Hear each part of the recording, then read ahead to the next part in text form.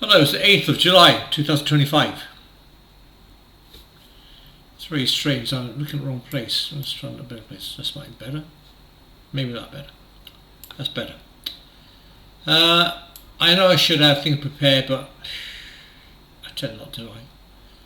I know I should have. I know, but I'm learning. Anyway, this is about something that happened about 1988, I think.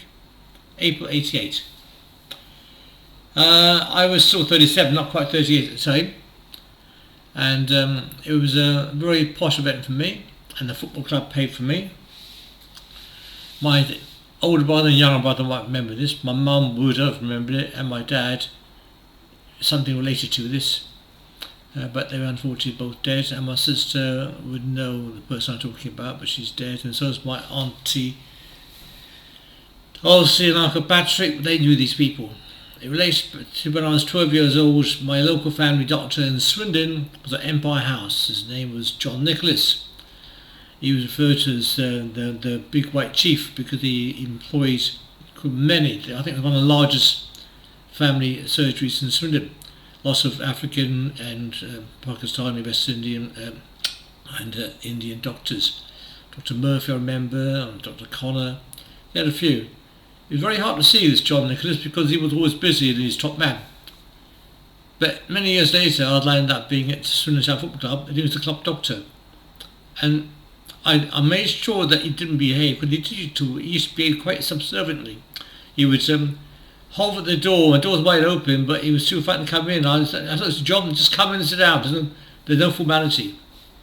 I was a company secretary, and I think people from that generation sort of looked up to people that had titles. I don't know why. We should look at the person for what they are, not their privilege, not their worth, not their background, not their so-called education, but who they are. Anyway, I'll leave that alone.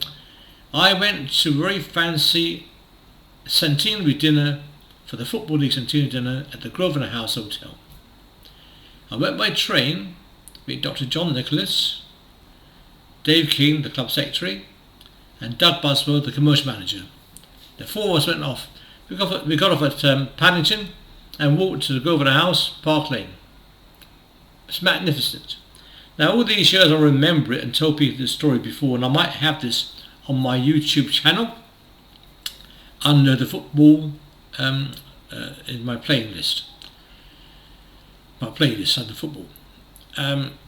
Because it was quite interesting, because I've never asked an autograph apart from one, so that was because the club secretary asked me, because we saw Elton John on the staircase talking to somebody. Nobody else was around. It was quite quiet, although the dinner was for 1,500 people, but at this particular moment there was nobody around, and he wanted to know if I'd go and ask Elton John for an autograph. So I did, and I asked him to say my invitation to Football League. I gave it to my daughter. It's probably worth a lot of money there. Probably worth a lot of money, because I became quite notorious for football after that event. But anyway, I went there, and I was quite pleased that somebody pointed out something called Tom Finney. And for an older generation, they'd be very pleased to know that Tom Finney was there. And I saw him at the bar and speak to him. And next table to me was Jimmy Hill. He's famous for Fulham. And then about 10-15 feet from me was Pele from Brazil giving a talk. Anyway, I put this recently to artificial intelligence to give me their version of events. Artificial intelligence doesn't get everything right. I know that. They get it completely wrong at times. I know. Sometimes they get it extremely correct. So it's difficult to know when they're getting it correct or not. But I asked them who attended. And I'm amazed that they didn't know about Pele. But it said that officials from all 92 football clubs attended. And I was one of the 4 officials from Swindon Town. Probably, must say 4 officials. On the letterheads, there's only 4 people on the letterheads. That was team manager Lou Macari, myself, the company secretary, administration manager, the club secretary. It was the club secretary, not the company secretary, and Doug Buswell, the commercial manager. We were on the letterheads. And as all people that know about administration, the company secretary is the leading officer of a company below the board of directors. But who cares? Who cares? Anyway, I was quite interested to see the list of people that attended, because people out there from a younger age, from 20, 30, 40 years younger than me, or 10 years older than me. Let's just hold on 1 second. I need to stop this for a second. Sorry about that slight interruption. Yeah, so, these famous people that I didn't know about. Anyway, this is what artificial intelligence DeepSeek came up with. I'll put a list of it on my on my channel. I just need to find it now. Where's it gone? There it is. Okay.